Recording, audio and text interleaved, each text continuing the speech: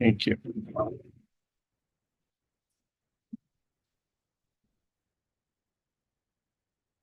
Hello, everybody. Good morning, good afternoon, good evening to everybody joining online for this excellent session on climate finance.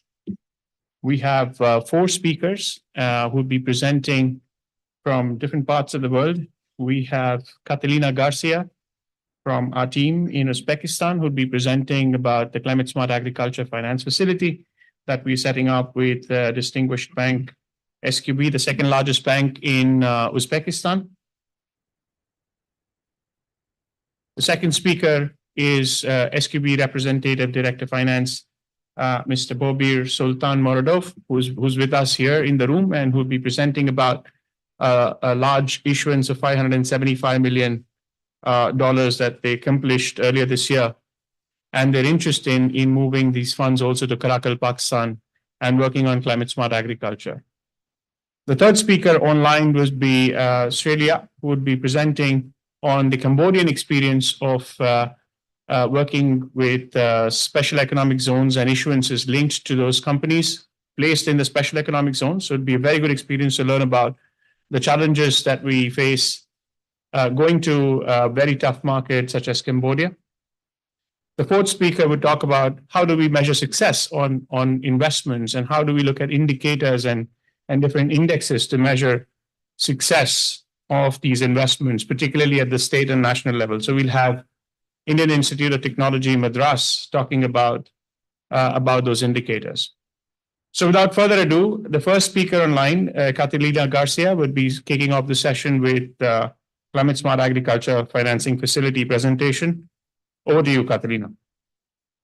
Thank you. So I will share my screen now.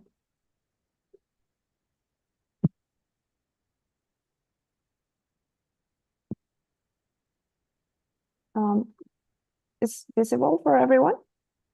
Yes. Okay, thank you. So as you mentioned, we are going to present how we are supporting SQB to establish the credit financing facility for climate smart agriculture here in Uzbekistan.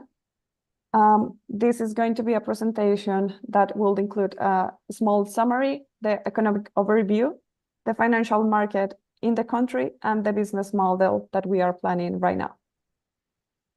So as I mentioned, this credit financing facility will leverage on the existing channels that SQB have at the moment to finance specific activities that are climate smart agriculture activities for MSMEs.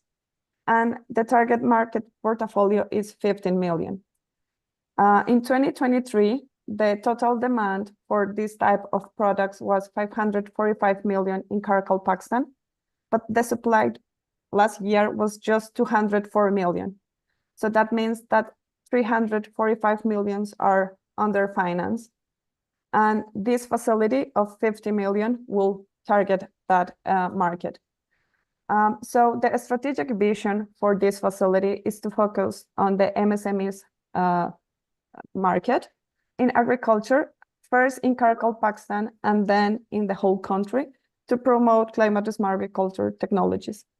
And for that, we want to have different instruments, so loan products that could be for fixed assets, working capital, and not targeted loans.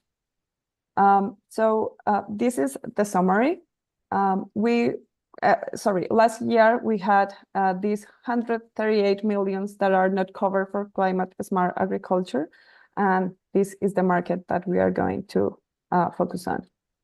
So the economic overview in the Republic of Karakal, Pakistan considers that right now the cultivated land in Karakal, Pakistan is 314,000 hectares and use 90% of the water, which is more than is used in the country, that is 87%. That means that in Karakal, Pakistan, we are not using efficiently water, and that is the biggest problem there for agriculture.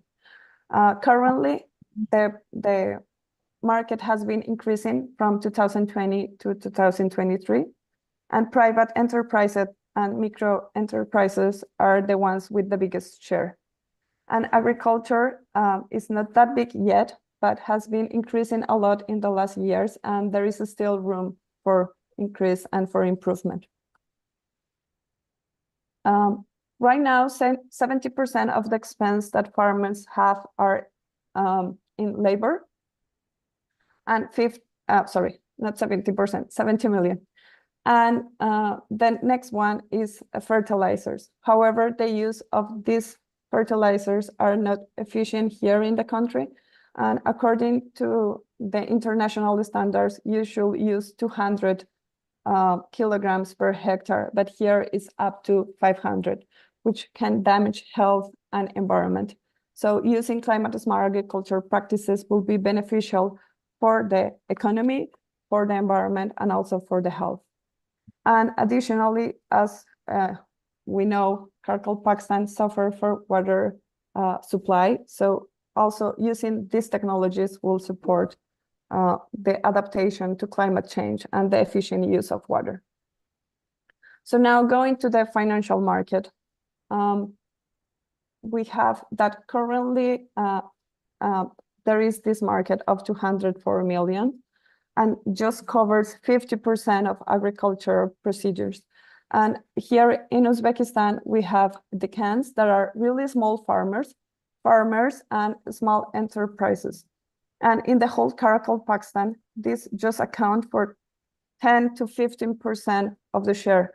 In Uzbekistan is 17, but in international markets is 45. So we are really behind that number.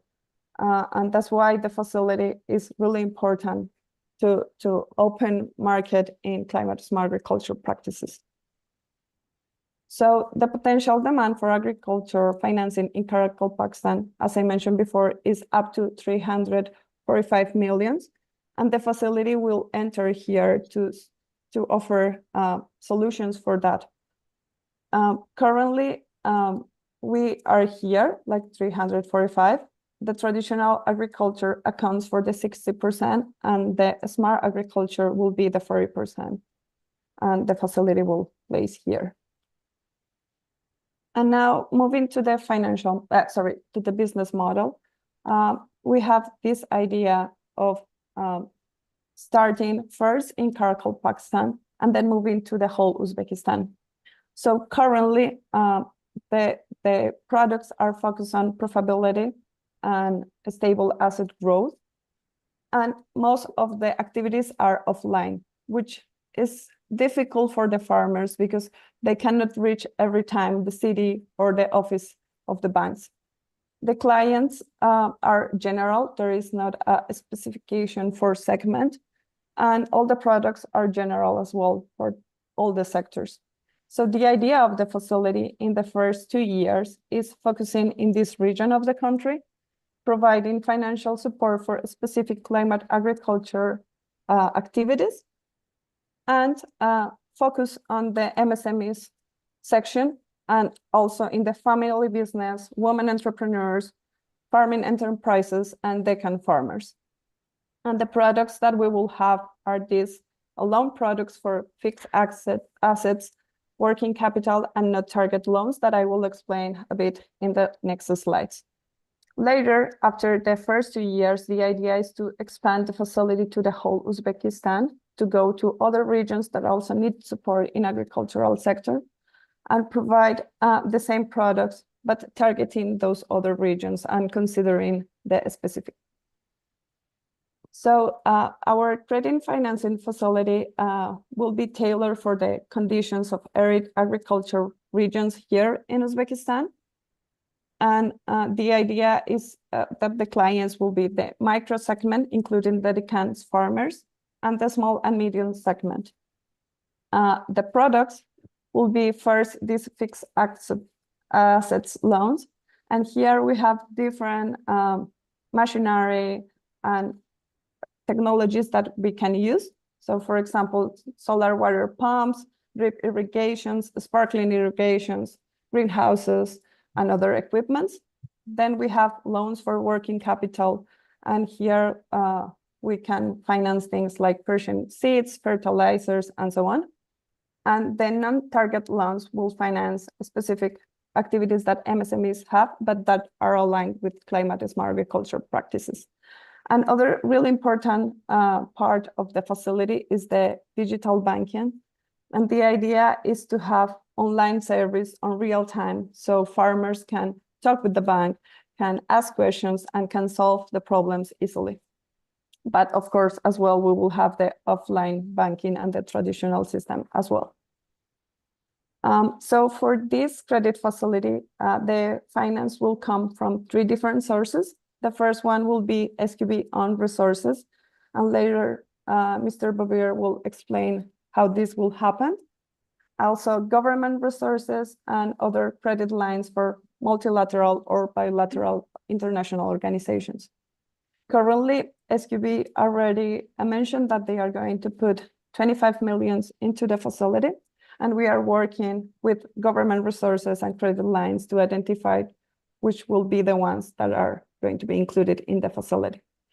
And the projects that are going to be financed are the ones that I mentioned before. So working capital, the technologies, the equipment, the specialized machinery, and well, the non-target loans that will be related to the practices in climate smart agriculture. And we will focus on the MSME segment. So here is a small example of what we are thinking. And the last rates. 1 minute to wrap up, please. Sorry? Sorry, last 1 minute to wrap up, just to keep the time. Yes, yeah, this is the last slide. And this is to present what are the products and what are the conditions of these products. So we will have the 3 that I mentioned before. Inside the investment in fixed assets, we will have 4. Right now, one will be solar water pumps for drip irrigation. The other one will be in general climate smart agriculture equipment. The third one will be specialized agriculture machinery, and the final ones will be greenhouses. And here we have the rates and maturity for preferential and commercial. Additionally, we will have the loans for financing working capital and for financial not target loan products. And to finish here, we will receive questions at the end of the session. So if you want to deep in any of the aspects that I present, please put your question in the chat or let me know, and we can continue with this conversation. Thank you. Catalina, a very important program that is funded by KUICA and that GDGI is designing, along with the bank SQB, supporting the climate smart agriculture work that we are doing in Karachi, Pakistan in particular, and Uzbekistan overall. Like Catalina mentioned, that SQB Bank has been able to raise $575 million from London Stock Exchange earlier this year, and has a dedicated pool of funds for climate smart agriculture that they have already committed to as seed fund to the financing facility, looking for more funding from MDB and others. With us, we have today a director of Green Finance, Mr. Bobir Sultan Moradov, who's been leading this effort with GDGI and being supportive of the whole design of the Green Finance facility. Also, the sustainable finance program that we've supported SQB in raising money from the debt capital market. So without further ado, over to Mr. Bobir for his remarks on the issuance and the climate smart agriculture facility. The floor is yours. Thank you.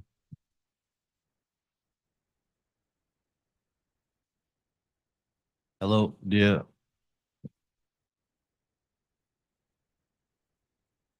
dear conference participants. My name is Bobir Sultan Moradov, Deputy Director of Green Banking Department. Joins SQB.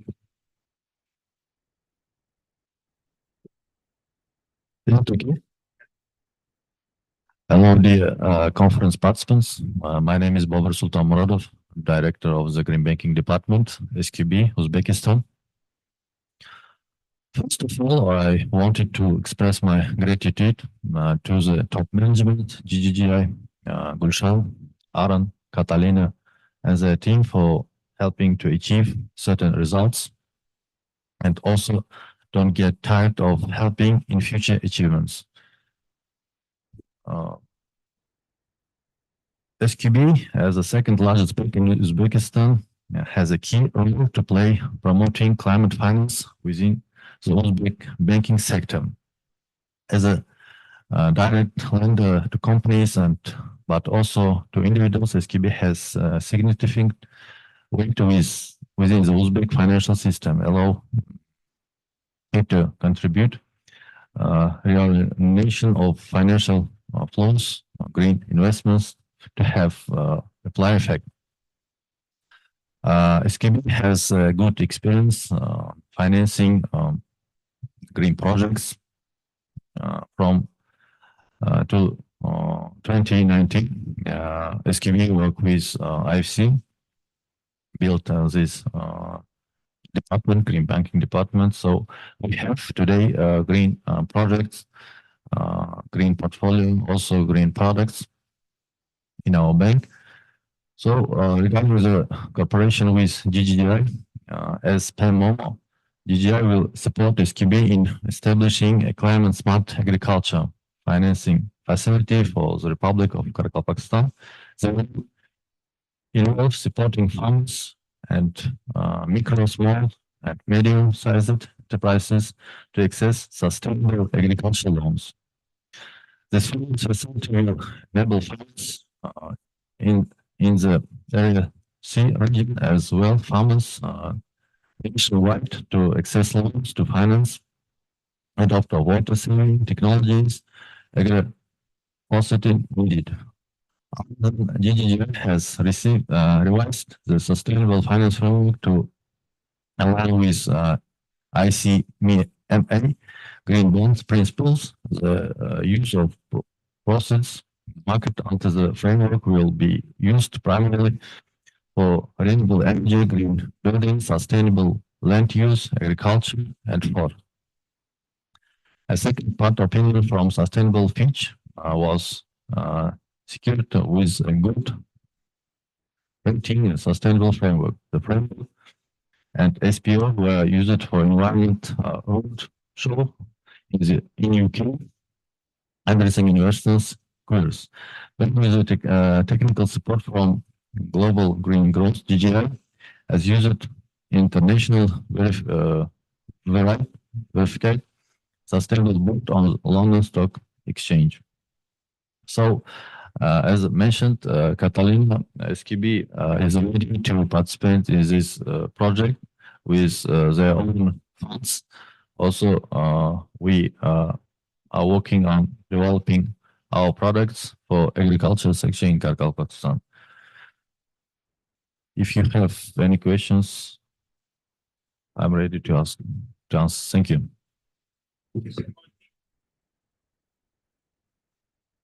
Thank you so much, Director Bobir, for acknowledging the work that GGI has done. It has been an amazing partnership. We've enjoyed engaging with the bank, of course, and the achievements that we have in issuing the $575 million loan, and that you are committed to placing roughly $30 million on the Climate Smart Agriculture Financing Facility is quite commendable. We definitely appreciate the partnership and look forward to completing the work and engaging more going forward into next year.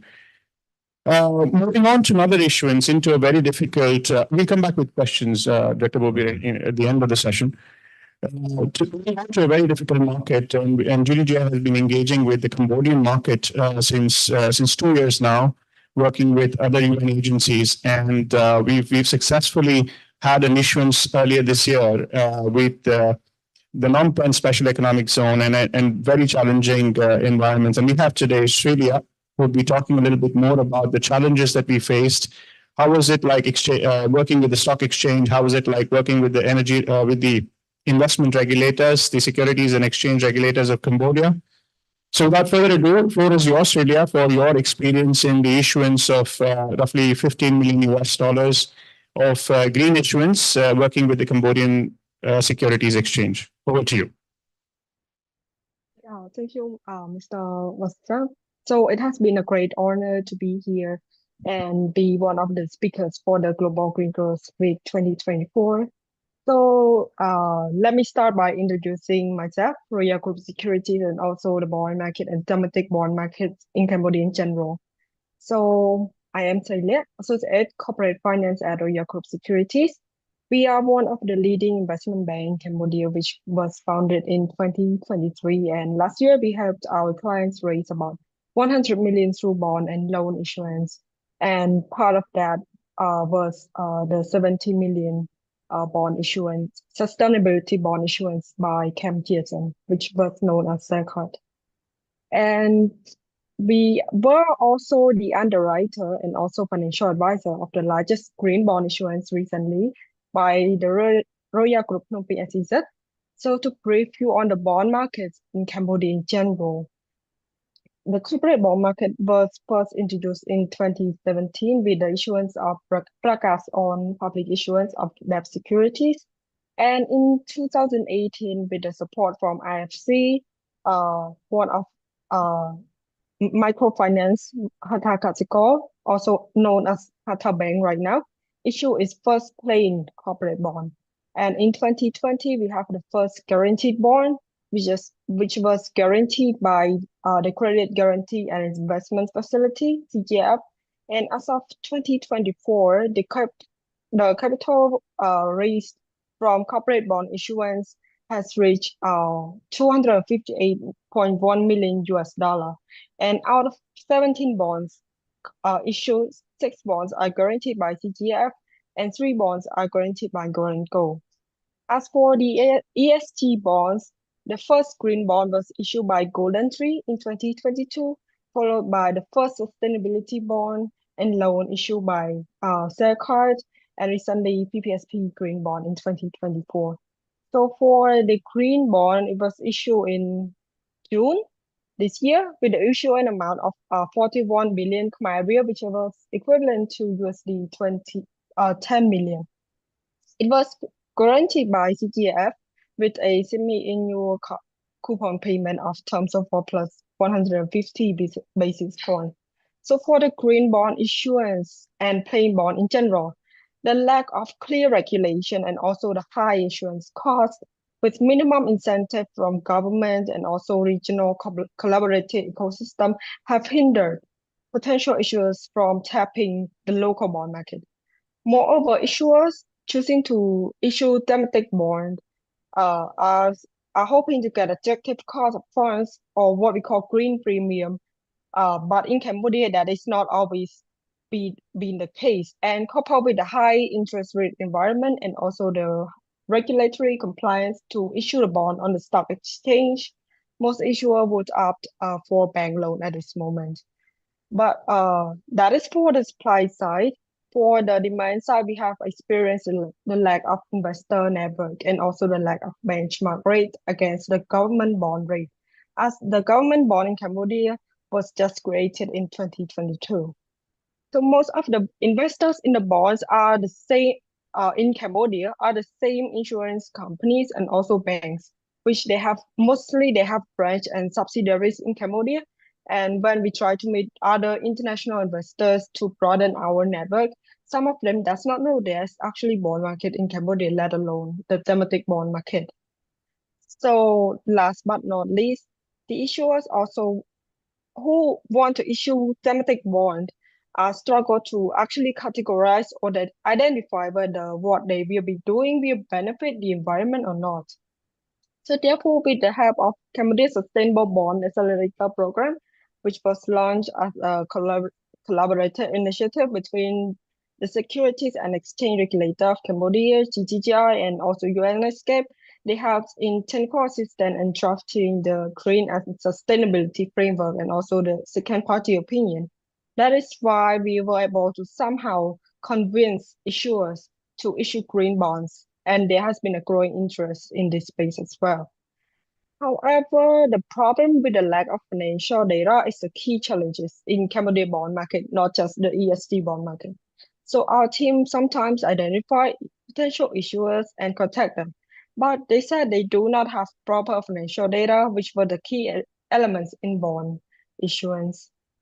So in summary, I believe there are many Korean projects that would help to adapt and mitigate the climate change in Cambodia and identify in the nationally determined contribution But so therefore, all stakeholders should take a lead in accelerating these impactful projects, coupled with a generous incentive from government and also strong regional support ecosystem. So thank you, and I'll hand over the stage to the moderator.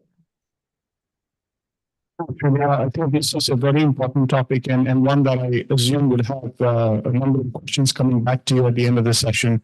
Looking forward to further discussion on Cambodia in particular and to understand the key things is, as you mentioned, the lack of clear regulation. So what were those and how is GGGI working with other UN agencies to take care of those regulations and fix those problems so that the fund flow can happen, particularly fundraising can happen from the debt capital market.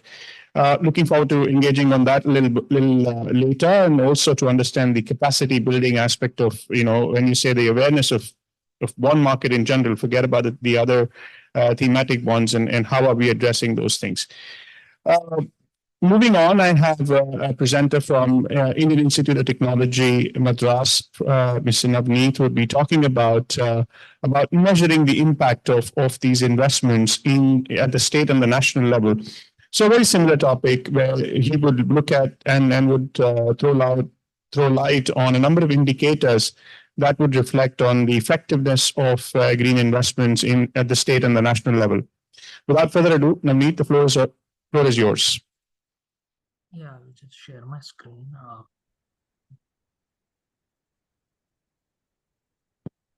Navneet? Yeah.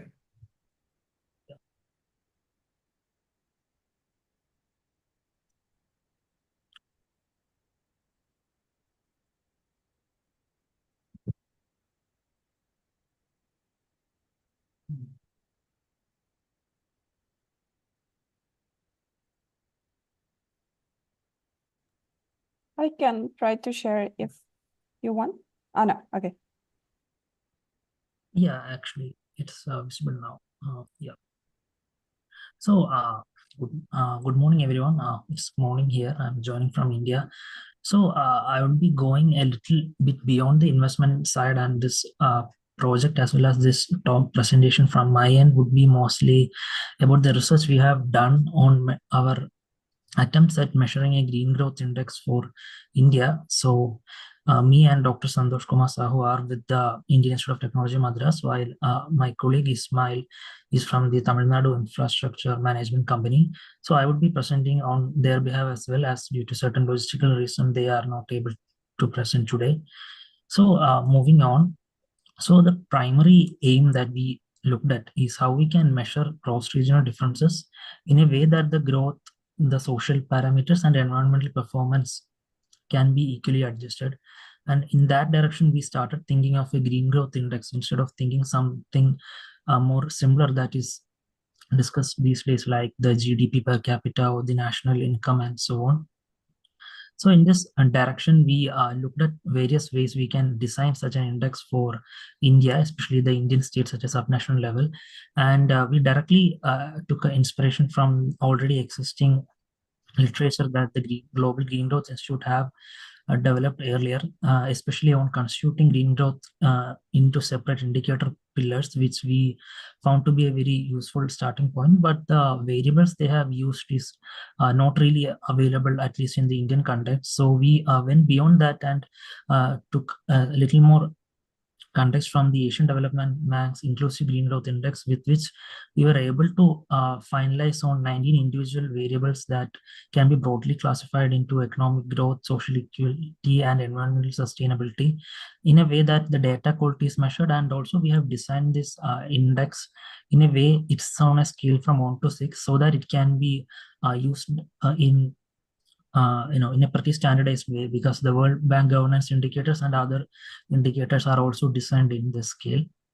So we have largely organized these 19 variables into these three pillars: the economic, social, and environmental part. And you could see that it includes a wide variety of variables, like pretty common, like GDP per capita or the life expectancy at birth. But we went beyond that to measure the public debt, the air pollution mortality, how much renewable energy is used, how much energy intensity is the production in a particular state, and so on. And with this approach, we took a very standard approach. It's called a min-max algorithm that's pretty consistent in almost any index that is constructed these days, where we take a lower bound and upper bound and sort of normalizes it.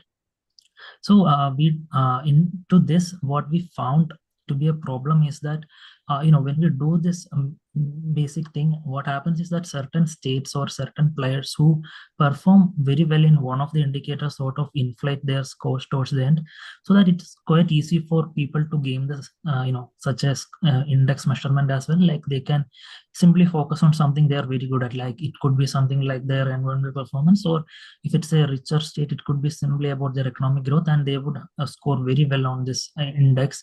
So in order to compensate for that, we actually added a additional pillar called the absolute gap pillar. So it looked at the absolute gap between these three indicators, and we normalized it and incorporated it into the whole index as well. So this absolute gap would sort of act as a penalty variable, so that if a certain state is performing very badly in one of the these pillars, it would actually get a lower green growth score at the end of the day, and in a way it cannot be gamed as well. So when we look at this, we could pretty much see a pattern emerging. Like if you're looking, you could see two versions here. The unbalanced is the one that is the the first one that doesn't include this absolute gap component, while the balanced one includes this absolute gap component as well. And you could see that when we are looking at the balanced green growth index, the values are quite changing. Like many of the states that tend to perform a little bit better now are performing well, while other states that performed very well are actually now lagging if you're looking at their index scores. So that's why we have included this additional pillar as well, because in a larger way, this green growth, if you don't include that, would simply reflect other indices that are already available, and it wouldn't really be any new addition to the whole literature of growth or green growth as well from our side if we go with that. So if you're looking at a general observation, what we could see is that in the bottom tier, there are states like Uttar Pradesh and Jammu Kashmir that have the lowest scores. So it shows that these are the states that are lagging, but also other states that have a lot of potential if we're thinking of how we can align them in the framework of green growth.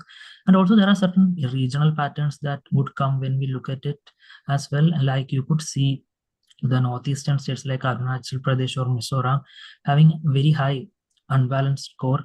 That means that they are lagging behind, while as the whole conversation goes, the southern states like Karnataka and Tamil Nadu, who are already performing well on many other indicators, are actually performing well in this index as well, reinforcing the trend of the well-rounded development in the southern parts of the country.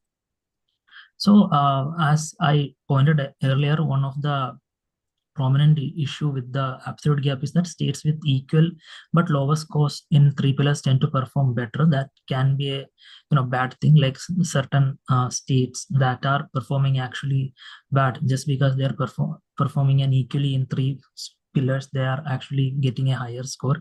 But again, by definition, green growth is to objectively measure economic growth while balancing the trade-off of environmental degradation or social inequality, and hence it's sort of justified, at least in our opinion, to go with that methodology. And beyond that, this balanced index score is also quite correlated with its unbalanced counterpart, so there really isn't any measurement issue that's happening.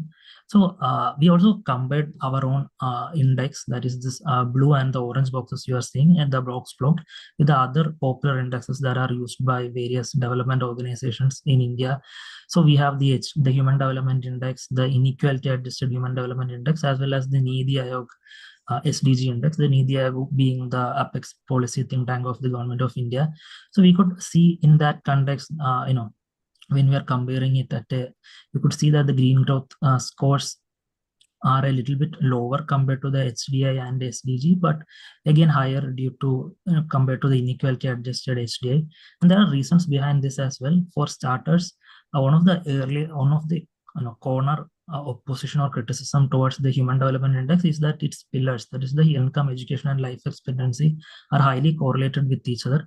But as you could see from this table in the Green Growth Index, we have descent. There is a very low correlation, and the only correlation we could find was between the social equity pillar and the economic pillar within the index as well, and the other pillars are not really showing any correlation. So it's an improvement over the HDI, and the inequality adjusted HDI, the measurement itself is quite different from ours. So that variance can be explained just because of the way we are measured. And in terms of the SDG index by Niti Aayog, they have actually omitted quite a lot of the SDG goals, like the climate action or the life below water or the sustainable consumption and production, which we have included using proxy data, variables that are very closely related to SDG goals. And also the method they have also used is a little bit non-standard compared to what we have used, which is quite standard across the globe, which explain the differences between our index and their index. So you can keep the one word, please. yeah, I'm concluding. Yeah. So basically, to conclude, we actually presented a baseline ranking of Indian states, which can be used for future resource or policy in regards to sustainable development with India. We have tried to rectify the methodological shortcomings of the existing indexes with our new Green Growth Index.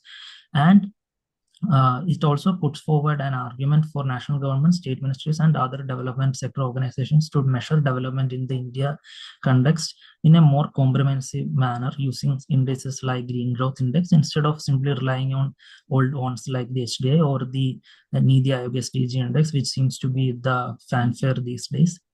So yeah, that would be the end from my side. Thanks for the Thank you, Navneet, and thank you to your institution for picking up the GGGI Green Growth Index and overlaying the ADB Inclusive Green Growth Index and the other World Bank indicators to kind of point out the potential interventions that we could have, particularly in the Indian states, and to have maximum impact. Thank you for that, and I'm sure our India team would get a lot of help from such a study to design the program and look at more investment work in those particular pockets that are that emerge from your study. So thank you so much for sharing that. We'll come back to you with one more question and probably some more questions from the audience.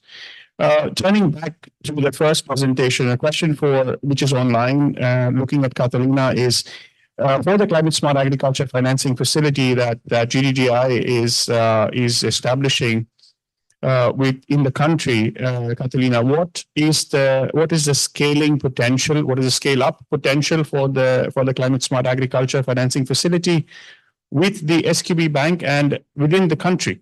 So looking at this particular financing facility to scale up, and then of course, what more can be done to take it all over the country and look at beyond Karachi, Pakistan as well.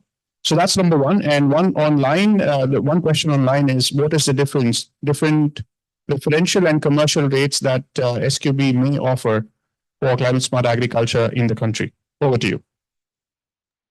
Okay, thank you. So for the first question, according to the analysis that we did of the market, right now there is a gap of 134 million for climate smart agriculture practices just in Karachi, Pakistan. So that means that in the whole country is a bit larger. So that is the space that we have right now. Initially, we thought the facility of 50 million could be useful for the first short term, 2 years to 5 years. And after that experience, it's possible to increase the size if everything goes well. And that considering the first part. And to scale up from Karachi, Pakistan to the whole country, the first thing is all the analysis that is behind the facility and the climate smart agriculture practices. So GGGI inside this project that has been financed by KOICA did first the feasibility study, the baseline analysis of agriculture practices in Karachi, Pakistan, and define all the business plans that can be used in this area. So in order to increase this to the whole country, the first part is doing all this analysis to understand what are the conditions and what is the potential of including climate smart agriculture practices. But considering what we have talked with SQB and their knowledge about the market, they know that in other regions, farmers are already asking for this type of technologies. They want to improve the traditional agriculture. So we think that in the medium term, it will be feasible to expand to the country. And regarding the second question, the difference depends on the funds that are going to be in the facility. The government of Uzbekistan has been given preferential loans for wheat and cotton in the country. And we expect that they want to use this preferential money to other crops and to more sustainable practices. So if we can get access to this type of money, then we will have preferential rates for the loans. Thank you, Catalina, and it's very clear. Of course, as you mentioned in your presentation, there's already a gap in funding, particularly for climate smart agriculture year on year. There's a requirement of 345 billion in the country, and that the loan outlay, particularly access to finance for water saving technologies and less water consuming crops, are already very short.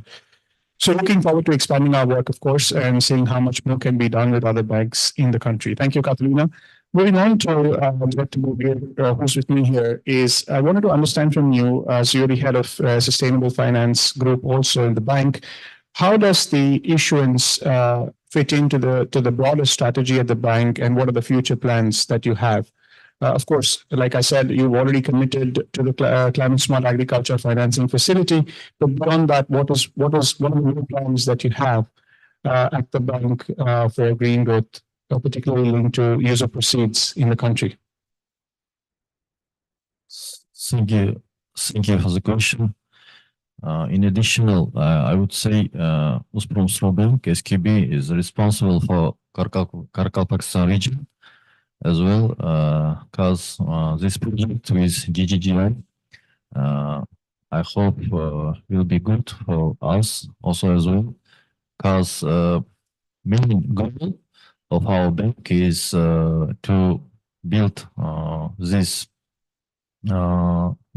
green business, so that before, as I said, we started to work with ICT building. We have department, ecologists in our department, other specialists that can easily choose green projects, check green or not green. Also, we use platform Coffee Tools, if you know, that also help us to check green projects. As I said, we have good experience working on this field. World Bank, other financial institutions, foreign banks, also this good organization, GGGI, helps us to achieve our main goals. Until the end of this year, we should achieve main goal to do our green portfolio more than 550 or 30% whole credit portfolio. Our main goal is to do our business, our business good. So solar panels, smart buildings, water saving, energy saving technologies we are trying use in our business life. So that we have, and you can easily check our website. How can I say? There is a best green brick in Uzbekistan and the best green brick in Central Asia. Thank you. Thank you, Dr. Bobir. And just to reiterate, the work that we've done, of course, is under this year is under the Quicker funded program, and next year, also mentioned here earlier, is that we would be continuing to support you, particularly on the allocation reporting, as you mentioned, the pipeline development and the allocation of the user proceeds, and also the impact reporting that would be funded from our Luxembourg funding, the Global Trust Fund. So thank you so much for engaging with us, and we'll see if there are more questions from the crowd later on. Moving on to Cambodia, Shelia, looking at you for a couple of questions around, like I mentioned earlier, it'll be very useful for us to learn about the regulatory aspect of things and how GGGI has been supporting Cambodia in kind of really creating the foundational work of the debt capital market, which has enabled us to issue a few bonds, and looking forward to a few more before the end of this year. Over to you, Shelia. Thank you for the questions. So for the regulatory aspects, so for the bond market, it's despite the challenges, the bond market actually grow quite fast than the IPO market in Cambodia, with 17 bond issuance as of 2024. Instead of the 11 companies issue IPO in the Cambodia capital market. So for the regulatory aspects, I would say the Security and Exchange Regulator of Cambodia, they have been quite a tremendous push in the debt capital market in Cambodia. But despite that, there's still a lack of awareness and also the lack of financial data that issuers are hesitant to actually collect for themselves, because in this market there's actually a lack of financial incentives, and also they still mostly are in a first generation business, which they mostly kept their business secrets to themselves, which could which somehow they are really somehow afraid to hesitant to actually release financial data to the market, because for the debt capital market in Cambodia, we actually have a public issuance of a bond, and also the bond issuance to qualified investors. So recently, so for those who actually prefer to keep the financial data to themselves, they actually can issue to qualified investor, which they could just release the financial data to those investors who invest in their bond. But there's still most of the bond issuance process is mostly the same, which if the business is in family business in Cambodia in general, they might find it challenging to actually comply to the regulation. So for GGGI, I would say for bond market, they have been a tremendous supporter of the bond market in Cambodia since they have entered, especially to the domestic bond market in Cambodia, as they have initiate these Cambodia Sustainable Bond Accelerator program. So for the case of the first issuance, Golden Tree, they actually got the technical support from IDB, but for the last issuance, which was Royal Group PPSP, they actually got technical support and also financial support in terms of SPO, and also some roadshows in the local market, which has been tremendous in helping them to actually explore the capacity whether they can issue bond in Cambodia, and also help confirm their commitment to the initiation in helping the green aspects of their business as well.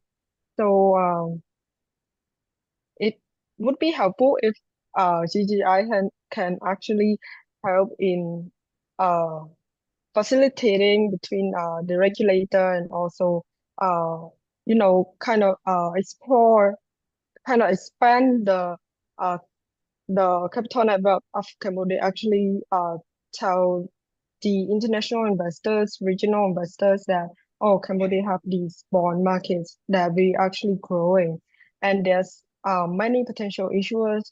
They are looking to invest, but they don't see any incentive, like attractive cost to actually putting themselves out there to the market. Yeah, thank you.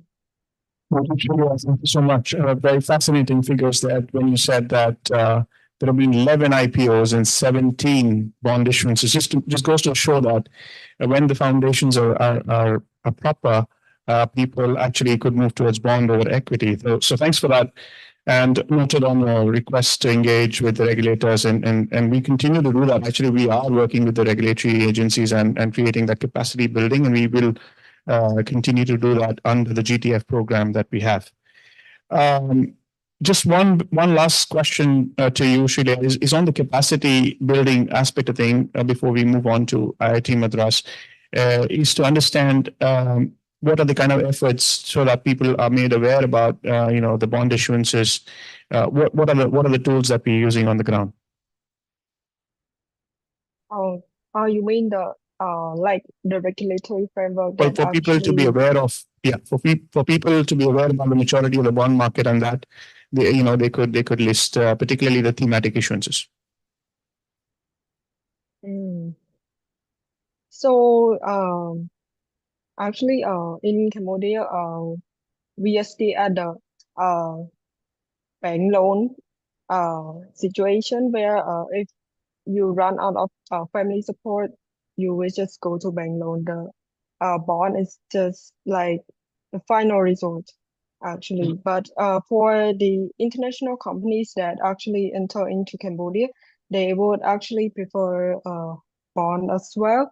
But mostly they issue to actually get the tax incentive, which was quite attractive if you are a big company. So we have like a deduction of 50% on tax on income for the for those bonds that issue to the public issuance. So for the capacity building in terms of bond market in Cambodia, I would say that raising awareness and also to advocate on the financial aspects of the company. First is that the management have to understand that helping in improving capital market they should actually shift their perspective in that bond is more like a bank loan, but it should be the same, but the thing is that they are more concerned about releasing financial data. So I think we GGI could help on actually advocate that they should put themselves the financial data of them to the public first before they can get more investments. If they don't put any effort into actually like showcasing themselves the capacity capacity that they are having, they might not be getting any investment at all. And for capacity building in terms of green aspects of the bond market in Cambodia, I would say that this has been growing.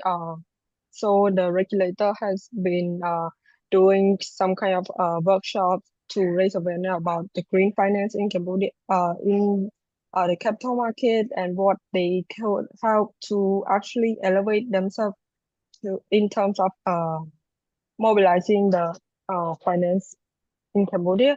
But there's actually a lack of incentive actually because most of the issuers in Cambodia, they prefer like a kind of tax incentive to actually putting themselves out there because it's some kind of cost, because some business, they actually not comply, but putting themselves on the market, they have to comply with everything on like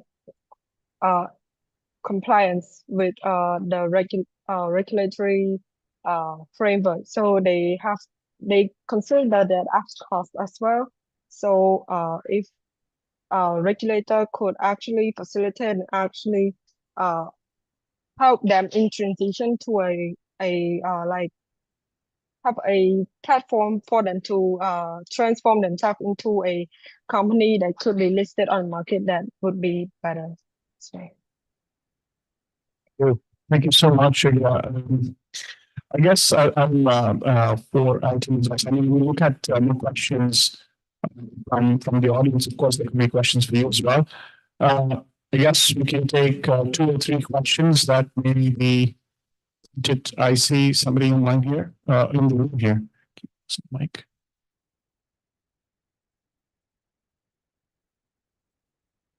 Hello, Hello. I'm Mathieu Leblanc, yes, country rep in Mongolia, Yeah. GTI. So I'm of course very interested with the Karapakastan example because we have the Gobi Desert. Yeah. I have a question for Mr. Sultan Morodov about the pledge, because the problem that the bank have in Mongolia, they have nothing to pledge. The farmer don't have asset to pledge. So how do you go with that in Karapakastan, which I think where the farmer might have the same issue? Thank you.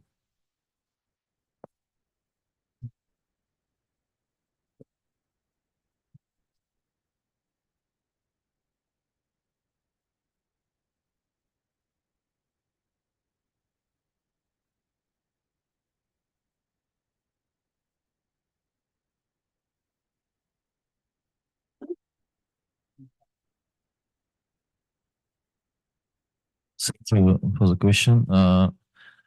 As I said, SQB is responsible for Karakalpakstan region, and there is a president degree in our republic. Each bank, top management of our bank, each month, our colleague from other departments, business departments, go to Karakalpakstan. We have the documents where we can gather all agriculture farms and tell them our products, and we do all things to get interest from their side, so that maybe you know also Karakalpakstan is not as a region, so most of people move this region, so that our most goal, main goal, to do this people, so that GGI, this project from GGGI is I would say best project to this region. Also, these projects combine all banks, all sections to do all things and do products. How can I say?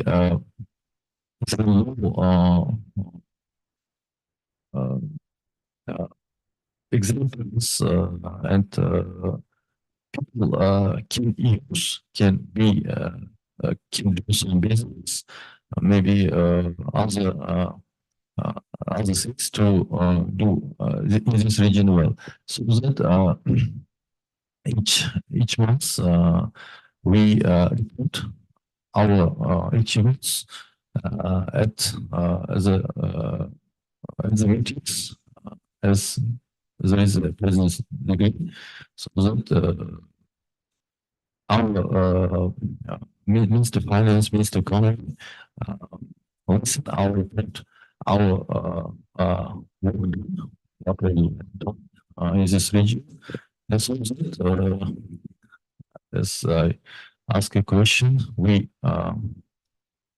do all things to inform these people about our projects and products as well.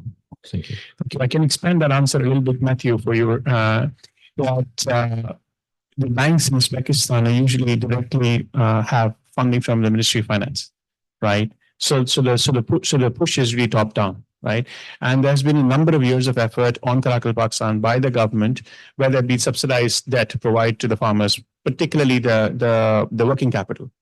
And now the private banks are jumping in because there's a ceiling on how much the government of Uzbekistan can raise from external sources. They've capped it at $5 billion. So there's an actual need for the banks to contribute to the development, particularly in the agriculture sector. So that's really the genesis of how this is functioning in the ground. Thanks a lot. Cheers. Yeah. Thanks, Matthew. Right, looking at other participants here in the room or online, and Mona says, no, I can't do any more questions because I'm 3 minutes over. Well then, thank you so much to everybody for participating and engaging in this session. Thank you to these speakers. And please pass on any questions online or please drop me a message and we